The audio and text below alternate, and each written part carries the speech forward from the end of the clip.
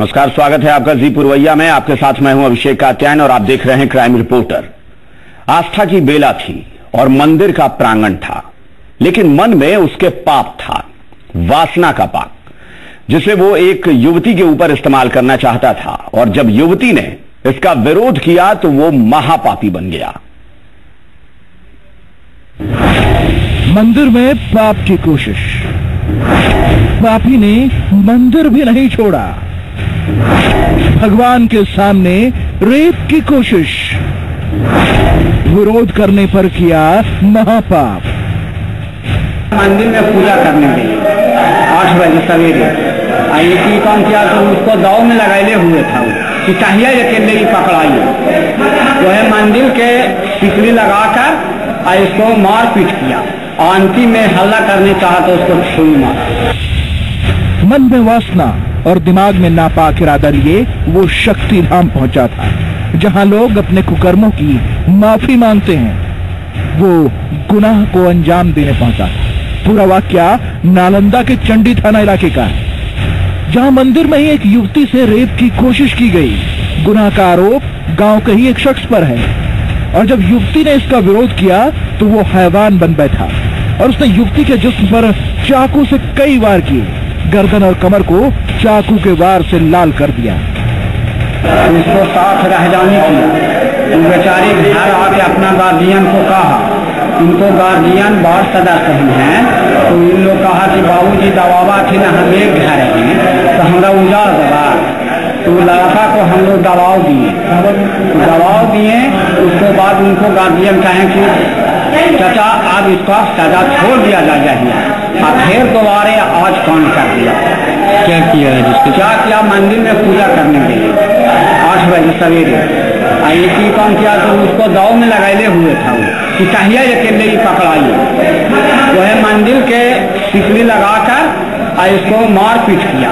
अंतिम में हल्ला करने चाहा तो उसको छुरी मारा। कई जगह मारा, 6 जगह। नापाक इरादों की शिकार युवती का इलाज अब सदर अस्पताल में हो रहा है। पीड़ित के परिजनों की माने तो उसे शिकार तब बनाया गया जब वो कार्तिक पूर्णिमा के मौके पर गांव के ही देवी मंदिर में पूजा करने गई थी। परिजनों की माने तो युवक पहले भी युवती से छेड़खानी कर चुका है, लेकिन इस बार तो उसने हद ही पार कर दी। दीपक विश्वकर्मा, जी मीडिया, नालंदा। मुंगेर में कातिल ही शिकार हो गया, जिस पर 2 दर्जन से ज्यादा वारदात का इल्जाम था। जो कत्ल और लूट जैसी वारदात के लिए कुख्यात था, उसकी हत्या हो गई। लेकिन सवाल है कि उसे किस गुनाह की सजा मिली। कुख्यात का कत्ल, हत्या के आरोपी का मर्डर।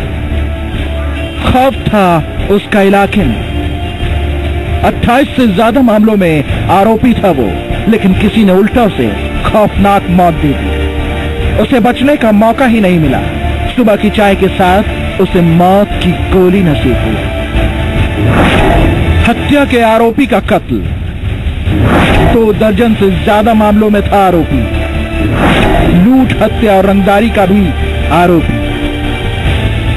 पूरा वाकया मुंगेर के कोतवाली थाना इलाके के विजय सिनेमा हॉल के पास का था, जहां वारदात के आरोपों में जेल की हवा तक काट चुका सूरज साहू कहवा अभी सुबह की चाय ही पी रहा था कि दर्जन भर बाइक सवार बदमाशों ने उस पर अंधाधुंध फायरिंग कर दी और वो वहीं ढेर हो गया।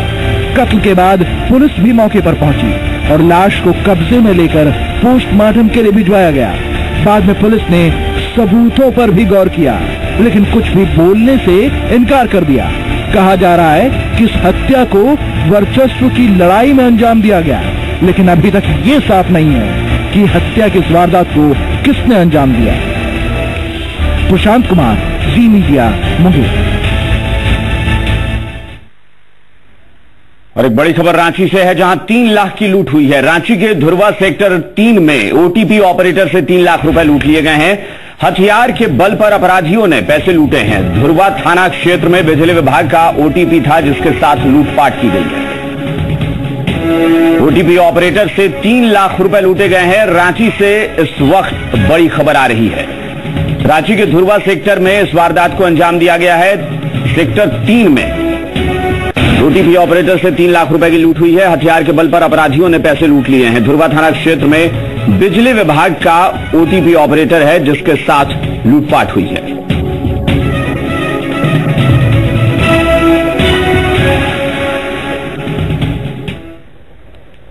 बिहार में अपराधी बेलगाम हैं। उन्हें न पुलिस का खौफ है और न ही प्रशासन का। हर रोज हत्या हो रही है और इसका जीता जागता सबूत है पटना के एक घर में एक युवती की लाश मिलना।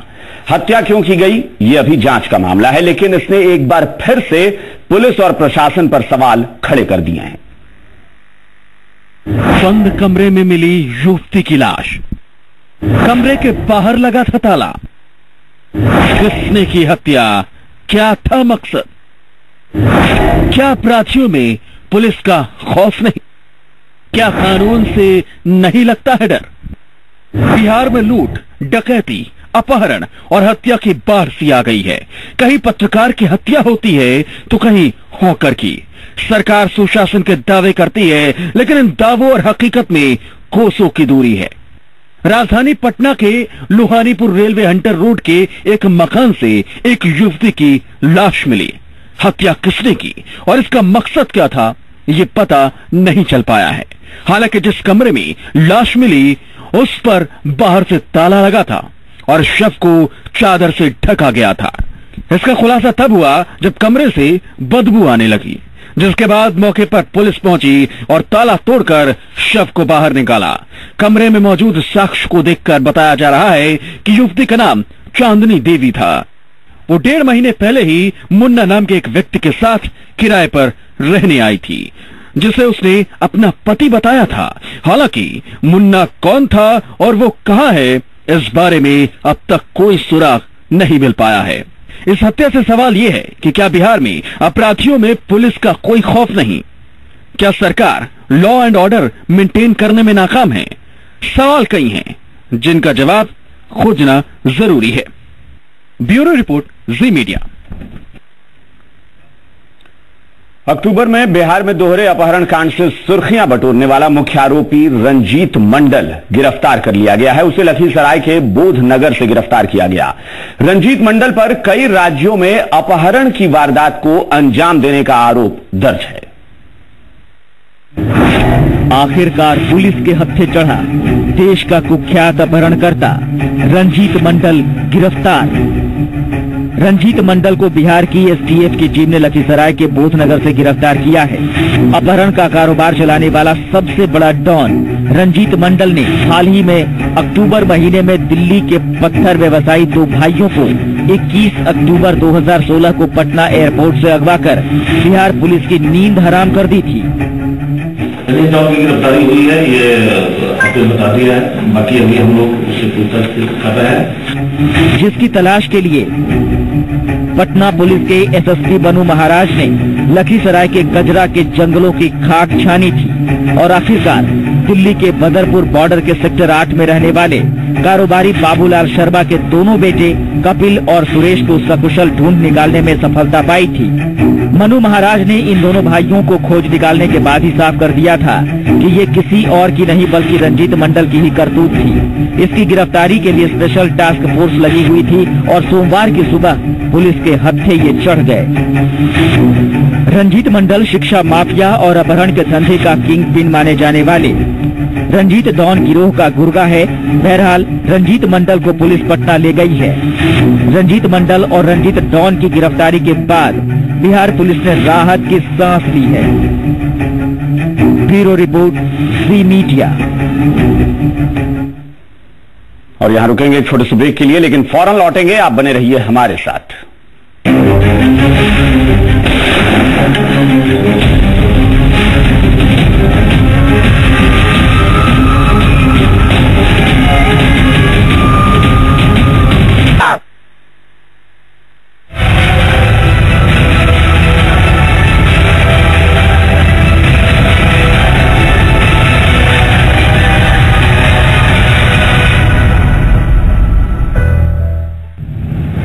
वित्त मंत्री जी सावधान।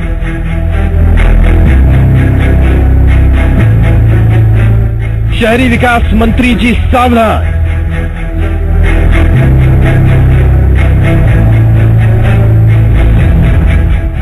नहीं सुधर रहे काले कारोबारी।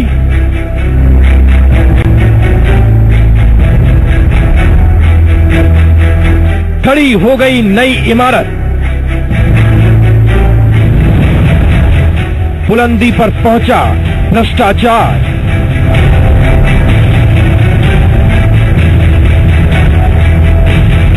हमने उठाया है बीड़ा,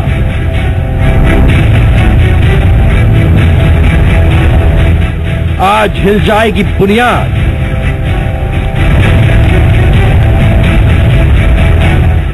ढह जाएगी भ्रष्टाचार की इमारत।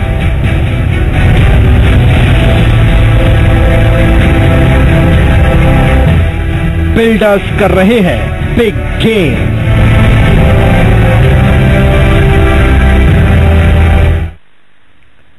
जी हां, बिल्डर्स कर रहे हैं बिग गेम। सरकार ने काले धन पर रोक के लिए बड़ा फैसला क्या किया? हर कोई अपने अपने स्तर पर ब्लैक को व्हाइट करने में लग गया, लेकिन हमने भी ठानी है कि ऐसे खेल का लगातार पर्दाफाश करेंगे। पहले सोना फिर तेल के काले खेल पर खुलासे के बाद आज वो गेम ओवर हो जाएगा जो बिल्डर्स खेल रहे हैं। जी मीडिया सरोकारों की पत्रकारिता करता है। यही कारण है कि हम बिना डरे बिना रुके हर उस काले खेल का पर्दाफाश कर रहे हैं जो अर्थव्यवस्था को नुकसान पहुंचा रहा है। देश की बेहतरी के लिए उठाए गए काले धन के खिलाफ कदम को जो लोग नुकसान पहुंचाने के लिए नए नए तरीके निकाल रहे हैं, हम लगातार उनको बेनकाब कर रहे हैं। पहले सोने के काले कारोबार, फिर पेट्रोल पंपों पर छूट में लूट का खेल, और आज बारी है उन बिल्डरों की जो भ्रष्टाचार की इमारत खड़ी कर रहे हैं। तो तैयार रहिए बिल्डर्स के बिग गेम पर उस बड़े खुलासे के लिए जो भ्रष्टाचार की इमारत को अंदर तक हिलाकर रख देगा। तो अब तक हम आपको जयपुर और रांची की तस्वीरें दिखा चुके थे, जिससे साफ हो गया कि देश भर में बिल्डर्स सरकार की काले धन के खिलाफ मुहिम को चूना लगा रहे हैं। अब हमारी टीम पहुंची जब धनबाद, तो यहां भी ब्लैक को व्हाइट करने का काम जारी था। खुलासा वाकई बड़ा है, जरा इस रिपोर्ट को देखिए। आशियाने में खप रहा काला धन, काले धन के कुबेरों की साजिश, बिहार झारखंड में करोड़ों का खेल, बिल्डर्स का बिग गेम।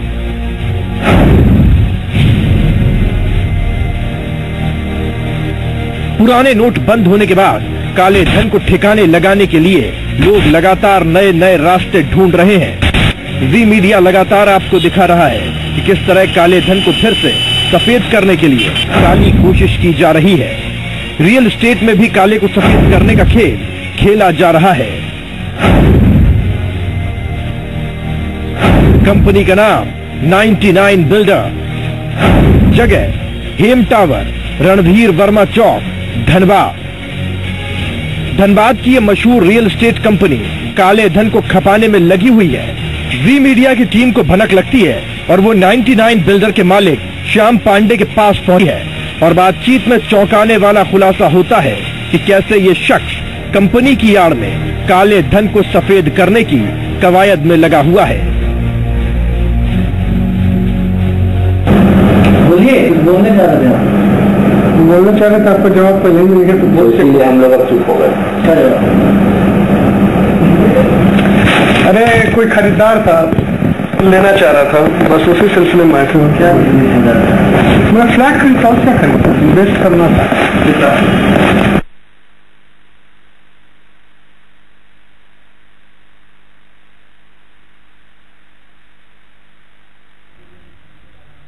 जी पुरवैया के स्टिंग ऑपरेशन काला सोना, ऑपरेशन ब्लैक ऑयल और ऑपरेशन बिग गेम की बिहार और झारखंड सरकार ने तारीफ की है।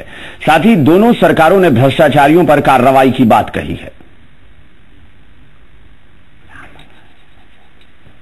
बताने का काम किया कि बिहार सरकार आदरणीय नेता नीतीश कुमार जी पहले ही एक ही बार में आदरणीय मोदी जी के जो फैसला था उनको सपोर्ट किए, और जो जहां जिस तरह से कार्रवाई कर रही है, जैसे इसकी सबूत, जो जिस तरह से गलत काम कर रहे हैं, यदि उसका सबूत मिल जाएगा तो आपको मैं सबसे पहले जी पुरवैया को धन्यवाद देना चाहता हूं कि जिस तरह से आपने आम जनताओं के बीच में यह मैसेज देने का काम किया है और आपने बताने का काम किया है कि बिहार सरकार आदरणीय नेता नीतीश कुमार जी पहले ही एक ही बार में आदरणीय मोदी जी के जो फैसला था उनको सपोर्ट किए और जो जहां जिस तरह से कार्रवाई कर रही है जैसे उसकी सबूत जो जिस तरह से गलत काम कर रहे हैं यदि उसका सबूत मिल जाएगा तो आदरणीय हमारे नेता नीतीश कुमार जी बकसने वाले नहीं है, उस पर विधि सम्मत कड़ी से कड़ी कार्रवाई की जाएगी।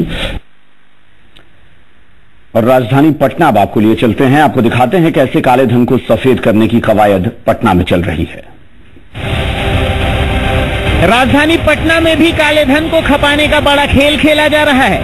पुराने नोट को व्हाइट करना है, उसका नुस्खा हाजिर है।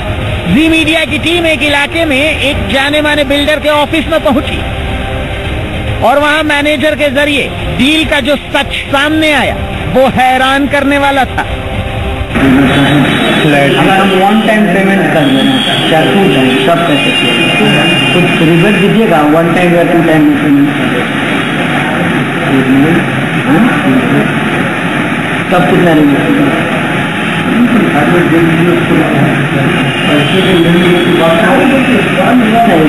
साहब का है तो मामला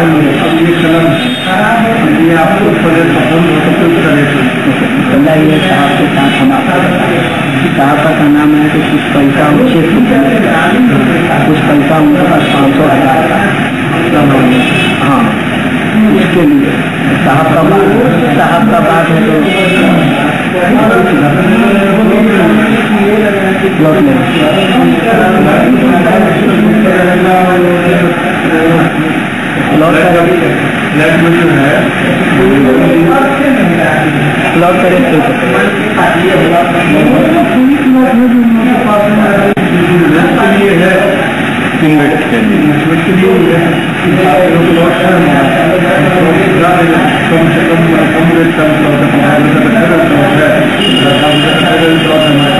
कोई चीज तो हो जाएगा 500,000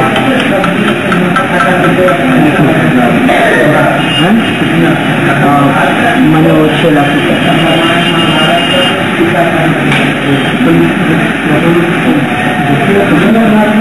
सर बोले हैं कि पहले पूछ लेना, हो जाएगा हम खुद आ जाएंगे देख लेंगे।